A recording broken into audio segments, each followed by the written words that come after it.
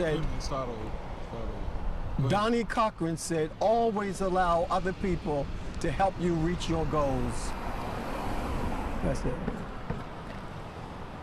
Okay, let's try it now, all right?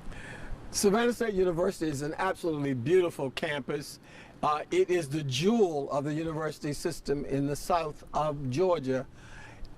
The wonderful marsh allows for an estuary, the only estuary in the state of Georgia on a University College campus. And it affords the university a marine biology program, which has been a really big boost for students at the university.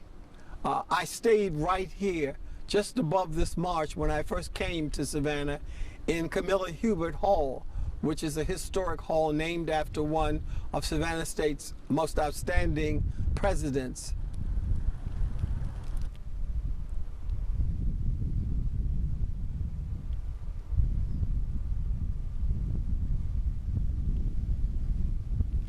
Okay.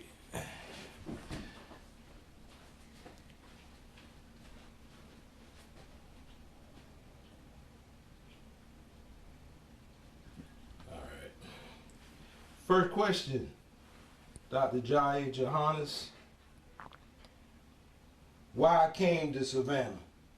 Why did you come to Savannah?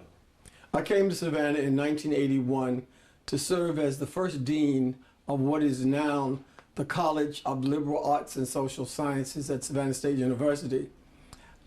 It was just a wonderful move for me because it gave me my first opportunity to work as an academic in the South.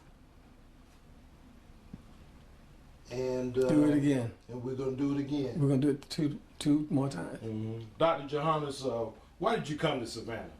I came to Savannah to serve as the first dean of the School of Humanities and Social Sciences, which is not, oh, let's kill that one. I'll do it again. I'll go ahead with it. I came to Savannah in 1981 to serve as what is now the School of, see, they changed that damn name. I got it this time.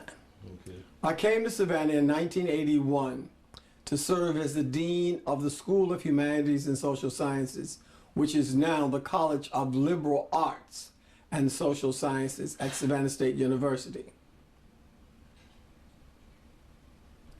Savannah State University gave me an opportunity to serve many communities, the academic community at the university, to work in the community itself in a town and gown collaboration on many projects, to be involved with the churches and the social and civic organizations, youth organizations, and all kinds of outreach organizations. It was a great opportunity.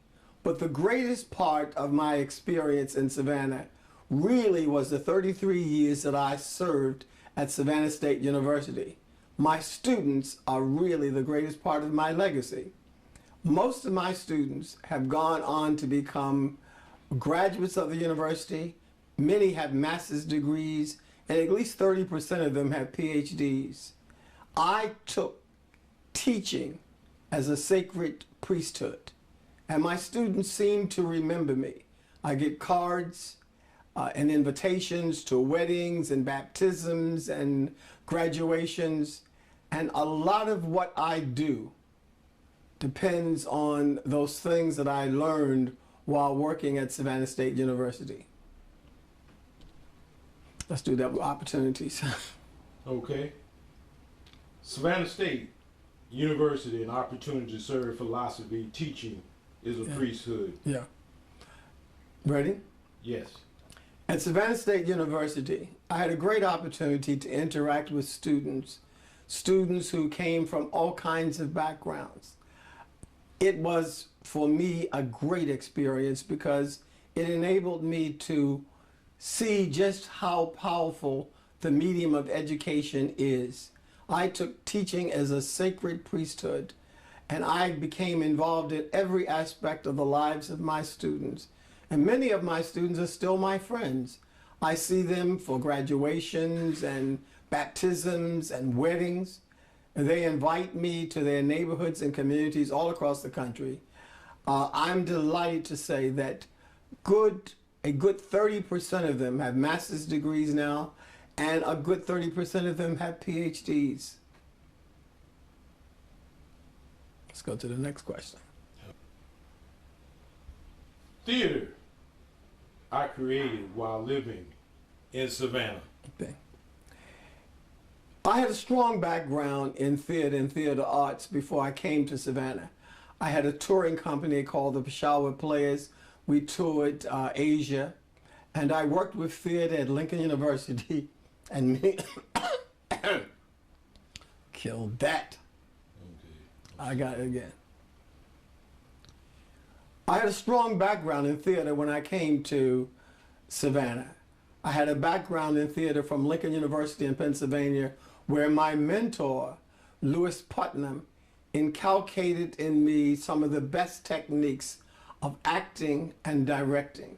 I went off to have a performing arts company, first in Peshawar called the Peshawar Players, and then J-Rep Theater, a Jahannes company, which has produced 13 plays in Savannah. I produced plays that I have written at the Civic Center, that's the Johnny Mercer Theater, at the Little Theater, and at Savannah State University. The, what's the name of it all? At Savannah State University in the Kennedy Fine Arts Theater. Some of the plays that I produced in Savannah include Sunday in Savannah, One More Sunday, Ain't I Something, Neely's Praying Ground, Plenty Good Room, and the Juice Trilogy. Mm-hmm. One of the people that I met in Savannah was a distinguished civil rights activist, W.W. Law. Fortunately, Law and I developed a very close working relationship, and Law acquired some of the best African American art in the country. And he often informed me when those artists were coming. I bought some of the same paintings that Law bought from the same authors, the same painters. I bought some of the same paintings. I bought some of the same art that W.W. Law bought. I bought Jonathan Green, which has become a classic. This is a photograph of the painting that I own of Jonathan Green here. Margaret Burroughs, Maxwell Taylor, any number of distinguished artists came to Savannah, to the Beach Institute and the King Tisdale Cottage Foundation, and I acquired much of the work that those artists brought.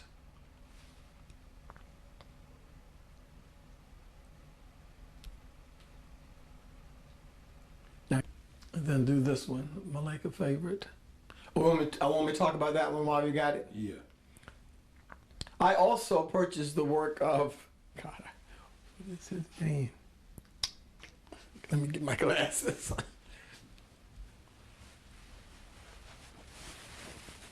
Oh, here are the glasses. No, those are not mine. Yes, they are. Shoot, I forgot. Ulysses Marshall. One of the paintings that I acquired was one by Ulysses Marshall, a very distinguished artist out of Washington, D.C. That painting later ended up as the cover for my book, Truth Feasting. Now listen to this one.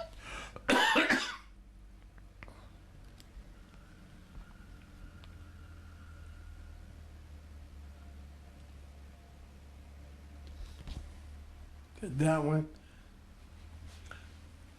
I also own the work of Malika. I also own the work of Malika Favorite. She is a distinguished artist from Louisiana who has taught for many years at Augusta State University. This painting was actually based on a poem of mine called "And How Can It Be That I Shall Gain?" It is a collage on corrugated tin. I'll say that again. I also bought a painting through W.W. Law and the Beach Institute by Malika Favorite called "And Can It Be That I Shall Gain?" It is a collage on corrugated tin. Malika is one of the distinguished painters from Louisiana. She now is a professor at Augusta State University. Can you see the books? Okay. You ready? Yeah. Since I've been in Savannah, I've had kind of an interesting literary career. Savannah has informed a great deal of my writing. I wrote a book on W.W. Law called W.W., The Story of a Boy Who Became a Legend. And it's based on the civil rights leader, W.W. Law, who was for many years the head of the NAACP in Savannah. This book is a book for children, and I believe every child that lives in Savannah ought to read this book. As a matter of fact, those who are interested in how the civil rights movement was formed in Savannah ought to read this book. I've also had an opportunity to publish a number of anthologies of poetry. One is called Black Gold. Black Gold is an anthology of African American poets and poets from throughout the African diaspora.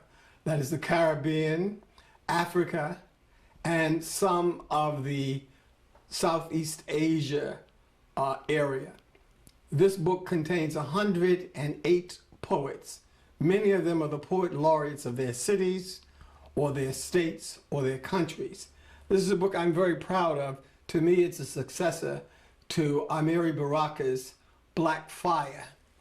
I also published an anthology called Word Song Poets, and it really recaps many of the poets that I have known and have worked with, from Langston Hughes to Gil Scott-Heron, including Everett Hoagland and Ron Welburn and Karapetsi Kosetsili, who is the poet laureate of South Africa and one of my classmates at Lincoln University.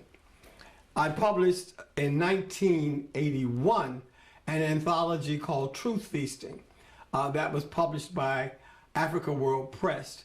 It has now been reissued under Turner Mayfield Publishing. And this has the cover of the painting that you saw earlier by Ulysses Marshall. I've also published three novels principally situated in Savannah, as Savannah is a locale. One is called Big Man, and it is a story of a young man's search for the right woman and all the difficulties that he can get into in that search.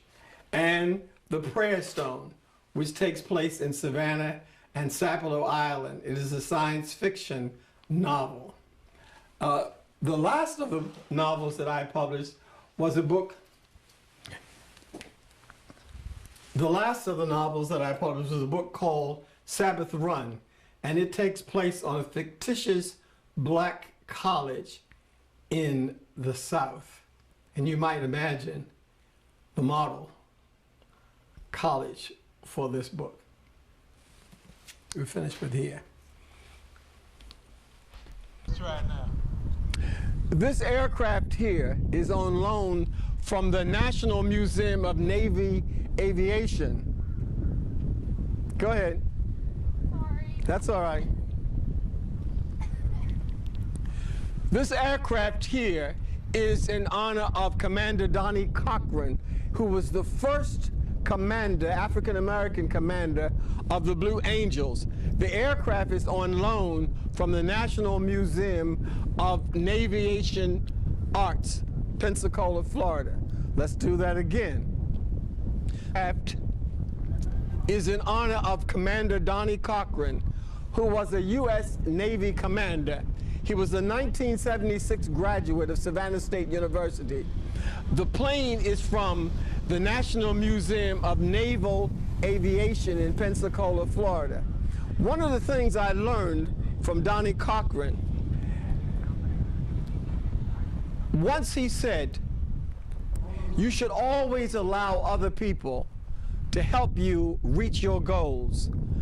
I have kept that with me ever since I heard him say it on the campus here at Savannah State.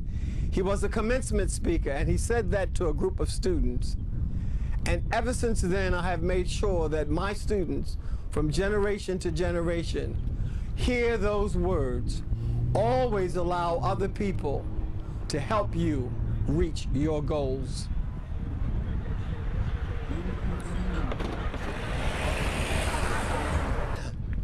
Because I thought that was powerful. They asked him about white people and black people. He said, look, just let everybody help you reach your goals. I don't care what the color is. You ready? Yeah. The aircraft we see here is a replica of a plane of the Blue Angels. It's in honor of Donnie Cochran, who was a 1976 graduate of Savannah State University. Donnie Cochran once said on this campus, always, I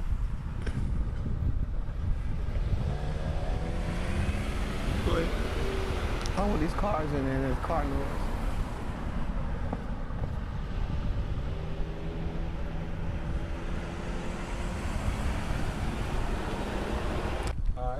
Savannah State University is an absolutely beautiful campus, probably the jewel of the university system, especially in the southern part of Georgia. It is built on an estuary, as you see behind us, and the beautiful live oak trees covered in Spanish moss, which is typical of the city of Savannah. You will see that in many films and movies that have been made here. Not far from where we stand, The General's Daughter with John Travolta was shot at Hill Hall at Savannah State University. I stayed just above here in Camilla Hubert Hall when I first arrived on the campus in 1981. I can put all this shit in.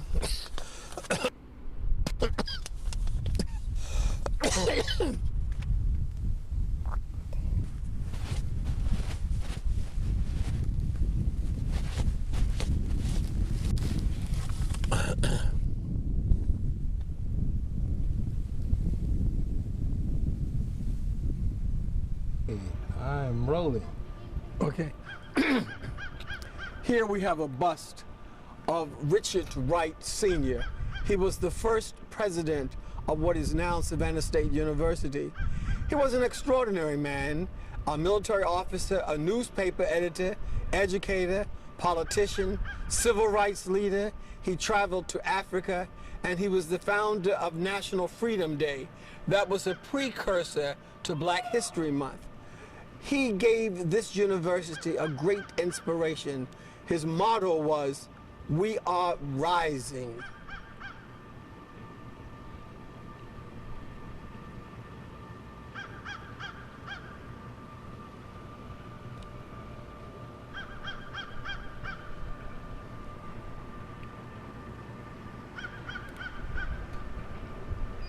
What many people don't know is that Richard Wright was invited to give the keynote speech at the Atlanta Exposition, which was one of the greatest coming together of people of color in the country. Instead, because he could not get away from the university, that speech was given by Booker T. Washington and has now become the famous speech. What's the name of that speech? Bucket, something about the bucket. Let down your, okay. Which has now become the famous speech which gave us the motto, let down your buckets where they are. Booker T. Washington, of course, was the rival of W.E.B. Du Bois, who believed that the talented 10th, the most educated, should run the communities and be the leaders of the people.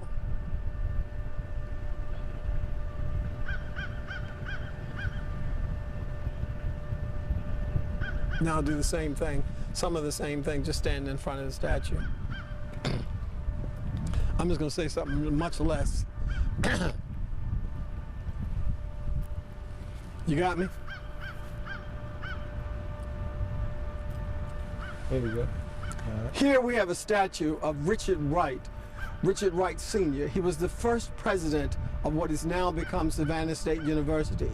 His motto was, "We are rising." And every class of Savannah State University graduates since that statement was made have always learned that motto. It is the motto now of the university. Another motto of the university has become, "You can get anywhere from here."